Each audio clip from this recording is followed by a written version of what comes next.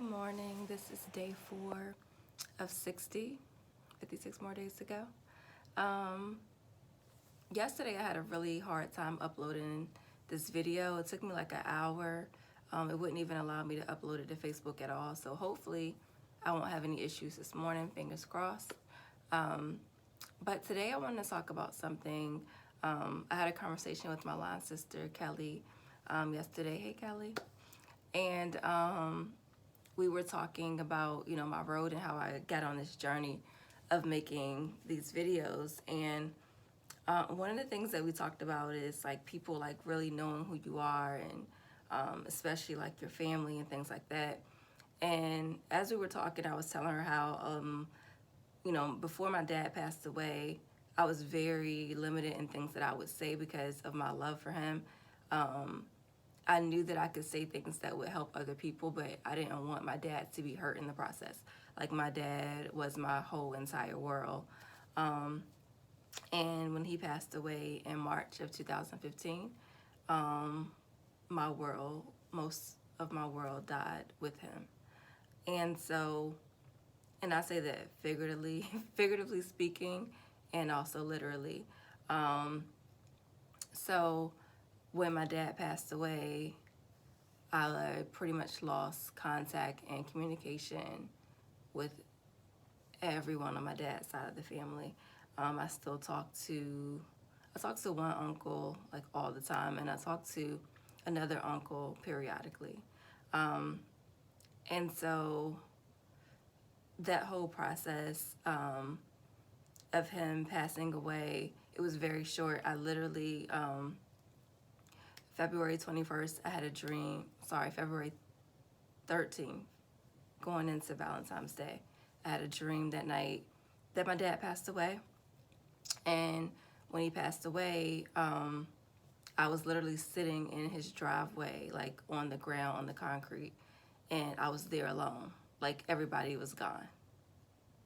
And at that moment, I didn't know what that meant, but I remember waking up, like, crying hysterically, and my husband, like, getting up and driving to my dad's house just to prove to me that my dad was still alive.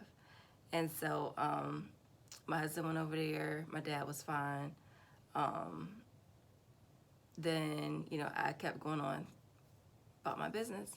Well, 7 days later, on February 21st, my dad had a stroke. And my dad pretty much had locked himself in his room, wouldn't allow anyone to see him. And one of my aunts called and said, hey, you need to come check on your dad. Like, he's not allowing us to see him. We think something's wrong with him. So, mind you, I've been talking to him all week long. And at this time, my dad had told me his stomach had been hurting, and he was going back and forth to the doctor to try to figure out what was going on, but he didn't lead on to anything outside of that. So, get to my dad's house, and when I knocked on the door. He wouldn't answer, so I opened up the door, and when I walked in, I saw the scariest image that I've ever seen in my life. My dad's face was completely distorted. His lips were on this side of his face. And so I asked him to squeeze his hand.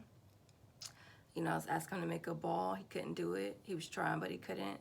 And so I'm like, Dad, you just had a stroke. We need to call 911. And he was like, no, I'll be okay. But his voice sounded almost like a transformer. Like, it was, you can tell like something was going, like it sounded like he was drowning. And called 911, they came. And so at this time, my dad, while they're on their way, he gets up, goes to the bathroom, looks at himself, and then sits back down.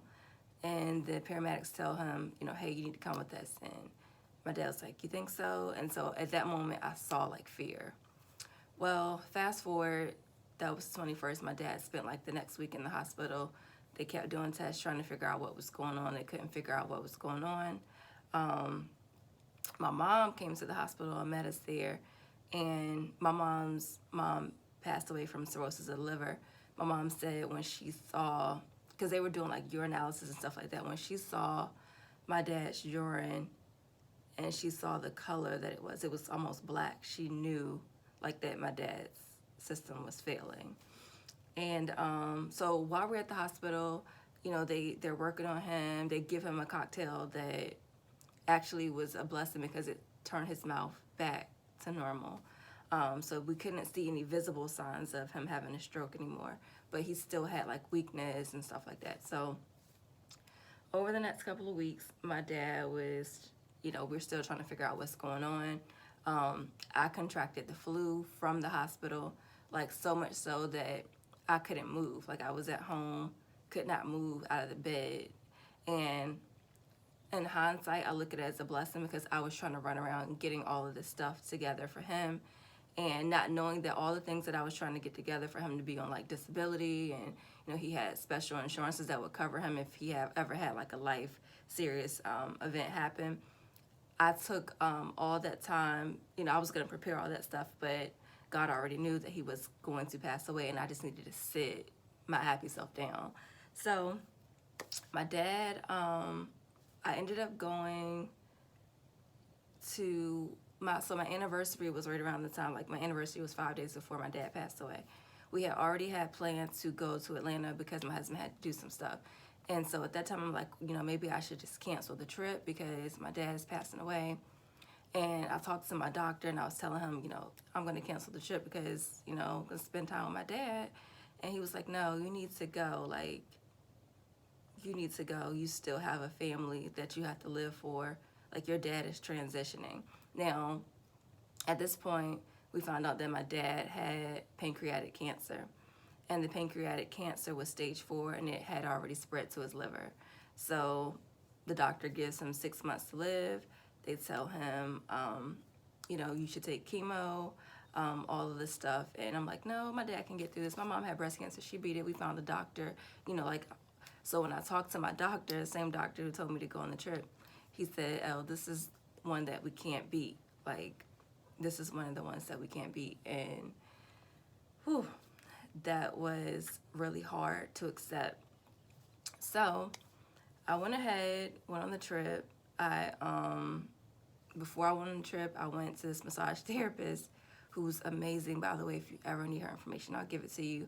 And when I walked in her office, she said, Elle, this is my first time meeting her. She said, you look like death. She said, death is following you and your face is gray and all this other stuff. And she asked me who was dying around me, first time meeting me. And I told her, and she said, you know, your dad is going to die. Because I'm still trying to find hope in someone to say, oh, he's going to come back. It's like, your dad is going to die. You need to prepare yourself for that. And by preparing yourself, you need to have an honest conversation with your father. Tell him all the things that you love about him. Tell him all the things that made you mad about him. You just need to have that conversation. And so I did. I went to her, and I had this went to him, and I had this conversation, and I told him he was my best friend and how angry I was that, you know, he was passing away and he wasn't going to be here. But how happy I was that I had him as my father and my best friend. And so, you know, at that moment, speaking to him, he was like in his right mind, and he's like, you know, this cancer's not going to get me. And I gave him a hug, and that was my last time seeing my dad stand up, fully have a conversation with me. So I go on to Atlanta, and to be honest with you, I was kind of hoping that my dad would have passed away while I was there so that it wouldn't be so hard to see it happen in person. Well, when I get back, I go to my dad's house, and life has changed. I literally, as soon as I get in town, I go to his house, knock on the door. I know everyone's there. No one answers the door for me. So I go back the next day.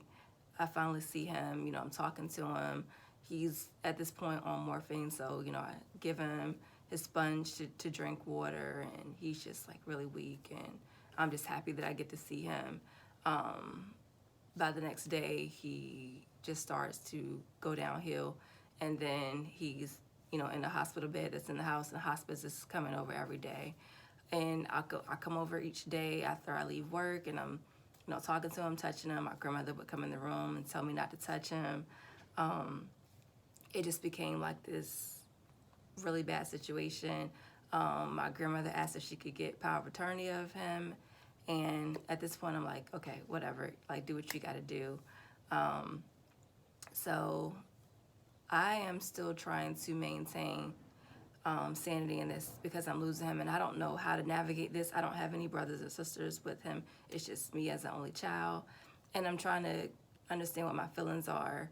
And I'm also feeling shunned in this process. And I'm sure most of the shunning was coming because I just went out of town.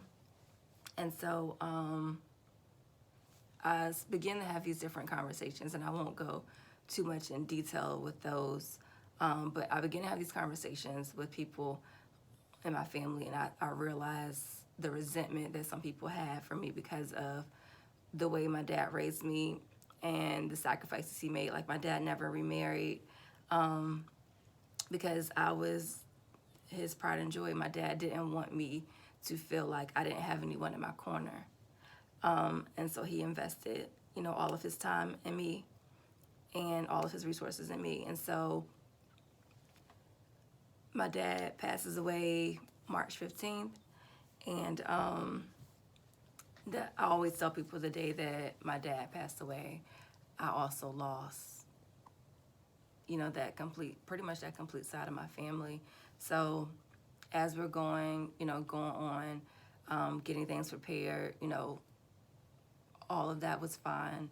It was the days that followed that the drama began. I was getting calls saying that certain people felt like my dad had set up different policies for different people in my family, and people felt like I should have given them some of my money that my dad left me, and which was weird because one of the things that my dad always said was like, when I die, everything will be okay because you're my only child. Everybody knows that everything goes to you. And you would think that is the way that it happens, but it wasn't. It was not like that at all. And so with me, I was still hurting, and I'm not a money hungry person. So when I started getting requests and knowing that, all these things were set up, I just said, have it all. Like, I'm not gonna fight you. I just lost one of the most important people in my life. I don't have time to fight you for money. I don't have time to fight you for being the head of his estate. And so I let it go. I let it go. I remember the last time I went to my grandmother's house, I gave her a hug and I gave her a kiss, and I knew that our relationship was done. And generally, it should have been a very painful thing to let go of, but for me, it was the greatest peace that I've ever received. And I say all that because, similar to my dad, I feel like my dad never truly lived his life. Like, I feel like he lived his life for everyone else, and he wasn't able to be the true essence of who he was. Like, my dad was a prolific writer. He was an amazing writer. He wrote, stories that were used in like textbooks at TCC, and he was just brilliant, smart man. He was in the Army. He was a drill sergeant. He was just like the coolest guy ever. But I feel like his growth was stunted because he invested all of his time in everyone else and being everything that everyone else wanted him to be and everything else that he thought he needed to be. Like, even for me, like, yeah, you stopped your life. You stopped growing. You stopped being all the things that you wanted to be because you felt like it was your duty to take care of me and make sure that I had everything that I needed. And I agree, that is just honorable as a man. But to know that someone didn't get to fully live life was hard. My grandfather, who was also an amazing man, my dad's father, he passed away 6 months before my dad. And I also feel like once my grandfather passed away, like, my dad's heart was broken and he just went downhill from there.